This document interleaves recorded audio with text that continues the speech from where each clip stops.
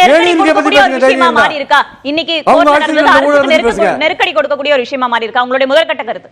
இல்ல, முதல்ல வந்து இந்த ஒன்றிய பாஜக அரசால் அதனுடைய பாதுகாப்பு குளறுபடிகளால் அப்பாவி பொதுமக்கள் கொல்லப்பட்டிருக்கிறார்கள் பயங்கரவாதிகளால். அவர்களுக்கு இந்த நேரத்தில் விடுதலை சிறுத்தைகள் சார்பில் அவர்களுக்கு என்னுடைய இரங்கலை தெரிவிச்சுக்கிறோம். இப்போ வந்து இந்த வழக்கு அவர் உயர்நீதிமன்றம் சொல்லியிருக்கிற இந்த வழக்கு தொடர்பாக ஜாமீனா எந்த தீவிரவாதிகள் சொல்ல முடியுமா?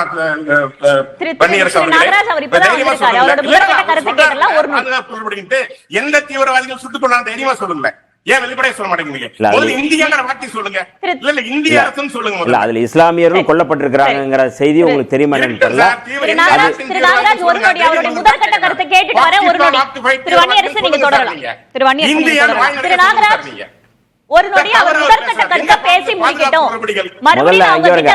முதல்ல பாஜகவுக்கோ உள்துறை அமைச்சர் அமித்ஷாவுக்கோ தார்மீக பொறுப்பு இருந்தா இந்நேரம் வந்து ரிசைன் பண்ணிட்டு வெளியே போயிருக்கோம். இல்ல இந்த டாபிக் பேசுறோம், அது சொல்றதுனால நம்ம பேசுறோம். இவ்வளவு பேர் செத்து இருக்காங்க, இருங்க, இவ்வளவு பேர் கொல்லப்பட்டிருக்காங்கல்ல, நீங்க என்ன ரிசைன் பண்ணிருக்கலாம்? அவர் அது பேசிட்டே இருக்காருல்ல, இல்ல அவர் பேசிட்டு இருக்காருங்கிறதுக்கு நான் பதில் சொல்ல வேண்டியது. இப்ப இதுக்கு வரேன் நான், இந்த இதுக்கு நான் வரேன். இது உயர்நீதிமன்றம் முழுமையா வந்து இன்னைக்கு வந்து அது உச்சநீதிமன்றம் வந்து இந்த தீர்ப்பு குறித்து பேசியிருக்கிறாங்க. ஜாமீன் வழங்குவது அதனுடைய உரிமை சார்ந்தது எல்லாமே வந்து நீதிமன்றம். அமைச்சராக தொடர வேண்டுமா தொடரக்கூடாதா அப்படிங்கிறது முதல்வருடைய கையில் இருக்குது, அது கையில் இருக்குது. இப்போ இந்த வழக்கே அடிப்படையில் பழிவாங்கும் வழக்கு தான். இந்த வழக்கு அமலாக்கத்துறையால் திட்டமிட்டு திமுக அரசுக்கு நெருக்கடி கொடுப்பதற்கு அல்லது திமுக அரசில் மிக முக்கியமாக இருக்கக்கூடிய அமைச்சர்களை குறிவைத்து இதை வந்து நெருக்கடி கொடுப்பதற்காக பயன்படுத்துகிறாங்க அப்படிங்கிறது அடிப்படையில் இந்த வழக்கு. மரியாதைக்குரிய செந்தில் பாலாஜி அவர்கள் வந்து நீங்கள் சொன்னது போல் இந்த வழக்கு பதிவு செய்யப்பட்டது வந்து அதிமுக ஆட்சி காலத்தில். அப்போல்லாம் எதுவுமே பண்ணலை, எதுவும் பேசலை. அந்த வழக்கை வந்து கீழே வந்து அவங்க பேசி முடிச்சுக்கலாம் அப்படிங்கிற அடிப்படையில் இருந்துச்சு.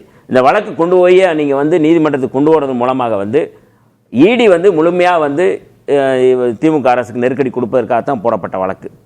நீங்கள் உயர்நீதிமன்றம் உச்சநீதிமன்றம் சொல்லுது அப்படின்னா நான் ஒரு கொஸ்டின் நான் கேட்கக்கூடிய இதுக்கு வந்து பதில் சொல்லட்டும்.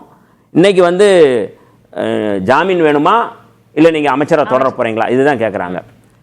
ஹேமந்த் சோரனுடைய நில மோசடி வழக்கு 2024 ஜனவரி 31 அவர் ரிசைன் பண்ணுறாரு. நள்ளிரவில் அன்னைக்கு இரவே நள்ளிரவில் கைது செய்யப்படுறாரு. உயர்நீதிமன்றம் வந்து ஜூன் 28 2024 பிணை கொடுக்குறாங்க. பிணை எதிர்த்து மேல்முறையீட்டு உச்சநீதிமன்றத்துக்கு போகுது, அங்கே தள்ளுபடி நடக்குது.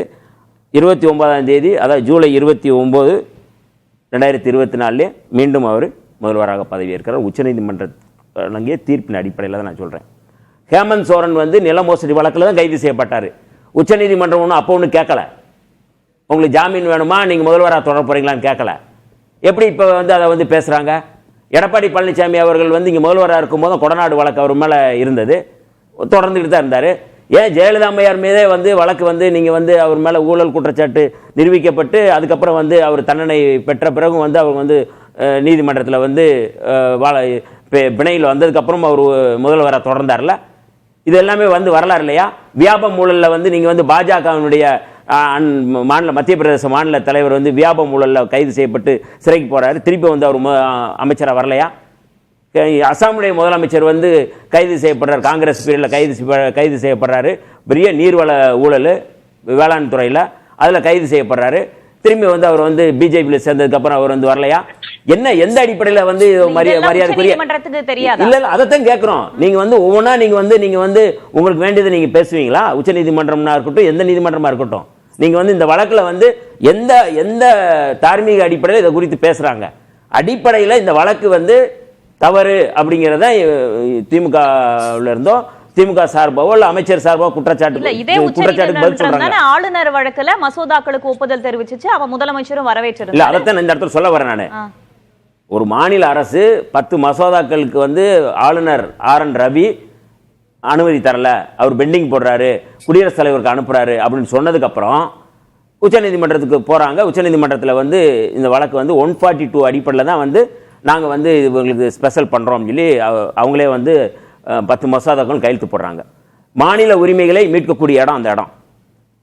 அப்போ டெல்லியில் இருக்கிற அல்லது வந்து அங்கே இருக்கிற உச்சநீதிமன்றம் வந்து மாநில உரிமையை பாதுகாக்கிறது. இங்கே வந்து தமிழ்நாட்டை பொறுத்தல வந்து இடி மூலமாக டாஸ்மாக் வழக்கை நீங்கள் வந்து கொண்டு வந்து தமிழ்நாட்டில் வந்து மாநில உரிமையை வந்து பறிக்கிறாங்க. அதில் வந்து தேச நலன் முக்கியமாக அவங்க சொல்கிற அந்த நீதிமன்றம் சொல்லியிருக்கிற மிக முக்கியமான இந்த டாஸ்மாக் இன்னைக்கு சொன்ன இது கருத்தில் அல்லது ஒப்பீனியனில் சொல்கிறது மிக முக்கியமானது என்னன்னா தேச நலன் முக்கியமானு கேட்குறாங்க.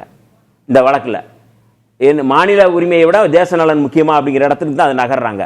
ஆனால் நீதிமன்றம் சொல்லியிருப்பது தேச நலனை விட பாஜக நலனை தான் நான் கருத வேண்டியது இருக்கு. இன்னைக்கு இந்த வழக்கு தொடர்பாக வந்து இடி கொடுத்த வழக்கில் வந்து நீங்கள் வந்து விசாரணை செய்யலாம் அப்படின்னு சொல்லிட்டா ஒட்டுமொத்தமாக எல்லா துறையிலையும் இடி வந்து உள்ளே புகுந்துடும். இது எவ்வளோ பெரிய ஆபத்து வருங்க. மாநில உரிமை எவ்வளோ மோசமாக வந்து நீதிமன்றத்தின் மூலமாக நீங்கள் வந்து இடியை முன்வைத்து நீங்கள் வந்து பறிக்கிற வேலைகளை செய்கிறாங்க. மொத்தம் வந்து நீங்கள் போடப்பட்ட அந்த வழக்குகளில் வந்து ஏடிஎம்கே ஆட்சி காலத்தில் தான் 34 எஃப்ஐஆர் போடப்பட்டது. அழகாக இன்றைக்கி வந்து PS ராமன் போன்றவர்கள் இல்லைனா வந்து அவர் வந்து மூத்த வழக்கறிஞர் விகாஸ் சிங் எல்லாருமே வந்து தெளிவாக வந்து நீதிமன்றத்தில் பேசுகிறாங்க.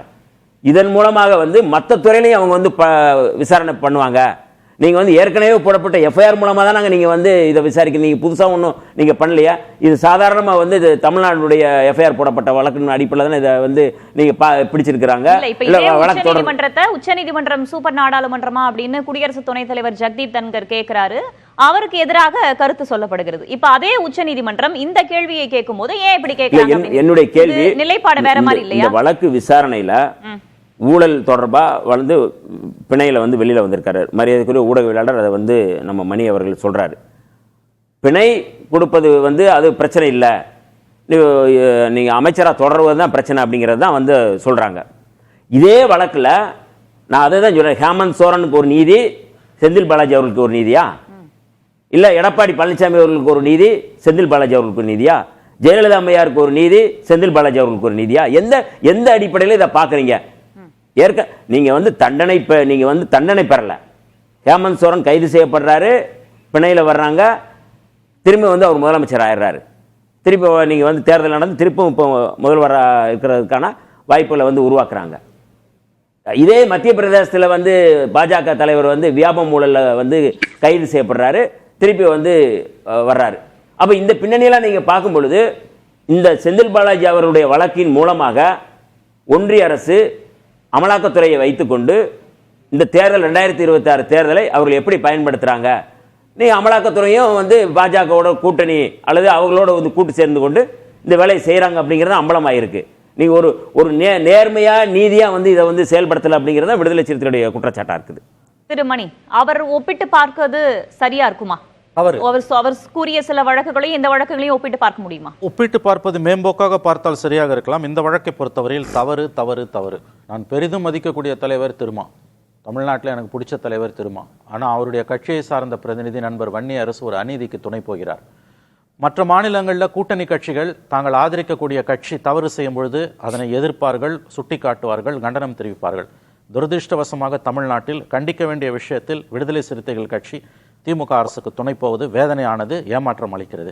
அவர் சொன்ன மற்ற விஷயங்கள் எல்லாத்தையும் நான் ஒத்துக்கிறேன். இங்கே சட்டம் என்பது எல்லாருக்கும் ஒன்றும் கிடையாது. ஜெயலலிதா அம்மையார் அவர்கள் சொத்து குவிப்பு வழக்கில் குற்றச்சாட்டுகள் பதிவு செய்யப்பட்ட பிறகு கிட்டத்தட்ட 14 ஆண்டுகள், அதில் கிட்டத்தட்ட அவர் வந்து ஒரு 5+4 8 ஆண்டுகள் முதலமைச்சராகத்தான் இருந்தார். கரெக்ட் அவர் சொல்றது. ஆனால் இன்னைக்கு இருக்கக்கூடிய நிலைமை அதை வச்சு கொஞ்சம் பேசுங்க. உச்சநீதிமன்றம் 4வது முறையாக இன்றைக்கு இந்த கேள்வியை கேட்கிறது. ஆளுநர் விவகாரத்தில் திராவிட முன்னேற்ற கழகத்துக்கு அந்த அரசுக்கு ஒட்டுமொத்த தமிழகமே ஆதரவு அளித்தது. முதலமைச்சர் பக்கம்தான் ஒட்டுமொத்த தமிழகமும் நின்று கொண்டிருக்கிறது. ஏனெனில் மாநில சுயாட்சியை மீட்டெடுத்திருக்கிறார், மாநில உரிமைகளுக்காக போராடுகிறார் என்று. ஆனால் செந்தில் பாலாஜி விஷயம் என்பது யாருமே நியாயப்படுத்த முடியாத ஒரு விஷயம். அதில் எவ்வளவு பேர் ஏமாந்திருக்கிறார்கள், அந்த குற்றச்சாட்டுகள் உண்மை இருக்கிறது என்று திரும்ப திரும்ப உச்சநீதிமன்றம் சொல்லுகிறது. அவருடைய ஜாமீன் கொடுக்கப்பட்டதை யாரும் எதிர்க்கவில்லை, அமைச்சராக இருப்பதைத்தான் எதிர்க்கிறோம். இன்னைக்கு விஷயம் எங்க வந்துடுச்சு? ஒருவர் அமைச்சராக தொடர்வதா இல்லையா என்பது முதலமைச்சரின் தனி உரிமை, உண்மைதான். ஆனால் அதை தாண்டி உச்சநீதிமன்றம் இன்னைக்கு போயிருக்கு. அப்போ முடிவெடுக்க வேண்டியது அரசு. இது இந்த அரசுக்கு அவமானமா இல்லையா? நண்பர் வன்னிய அரசு அதை தெளிவுபடுத்த வேண்டும். அசம்பிளி முடிஞ்சிடறேன். அசம்பிளி நடந்துகிட்டு இருக்கும்போது ஒரு அமைச்சர் பதவி விலகுவதும் உச்சநீதிமன்றம் இப்படிப்பட்ட கேள்விகளை எழுப்புவதும் எவ்வளவு பெரிய ஒரு தவறான காரியம், எவ்வளவு தூரம் இது இந்த அரசுக்கு வந்து ஒரு இழுக்கு. இதையே கூட்டணி கட்சிகள், இதையே செந்தில் பாலாஜி விஷயத்துல ஏன் கூட்டணி கட்சிகள் திராவிட முன்னேற்ற கழக அரசை ஸ்டாலினை நியாயப்படுத்துகிறார்கள்? ஆளுநர் விஷயத்துல நீங்க சொல்றது கரெக்ட், மாநில உரிமைகள் விஷயத்துல கரெக்ட், NEP-ல கரெக்ட், நீட்ல கரெக்ட். ஆனா டிஃபெண்டே பண்ண முடியாத ஒரு விஷயத்துல நீங்கள் ஏன் இந்த அரசுக்கு முட்டு கொடுக்கிறீர்கள்?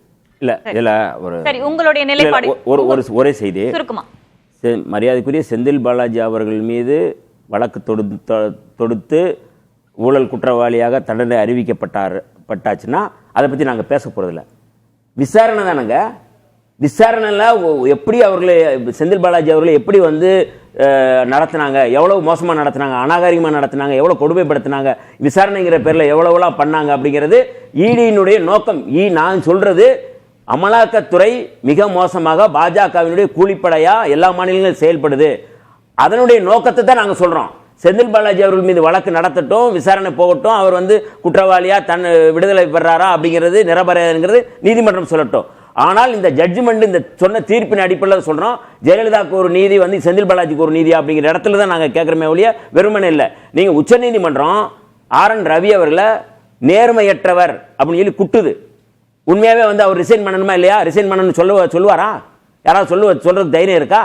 ஆனா விடுதலை சிறுத்தைகள் சொல்றோம், எங்களுடைய தலைவர் எழுச்சி தமிழர் அவர்கள் இந்த விடயங்கள்ல தண்டனை பெற்றிருக்கிறாங்க. சிறைக்கு சென்று நீதிமன்றத்தால் ஜாமீன் கொடுத்து வெளியே அனுப்பப்பட்டு அதற்கு பிறகு அவர் சொல்ற விஷயமும் ஆளுநர் மேல வச்சிருக்கக்கூடிய விமர்சனமும் ஒன்னாயிடுமா? இல்ல, ஆமா. நீங்க வந்து ஆளுநர் ஒரு உச்சநீதிமன்றம் ஆளுநரை கண்டிக்குது நேர்மையற்றவர் இருந்து, அப்புறமா அவர் தொடர்றாரு. அதை மீறி அத்துமீறி வந்து ஊட்டியில வந்து மாநாடு நடத்துறாரு. இதை விட நேர்மையற்ற செயல் ஏதாவது இருக்குமாங்க? இதை விட நேர்மையற்ற செயல் இருக்கா? அதே செயலை தான் நாங்க வந்து இதுல பார்க்க வேண்டியது.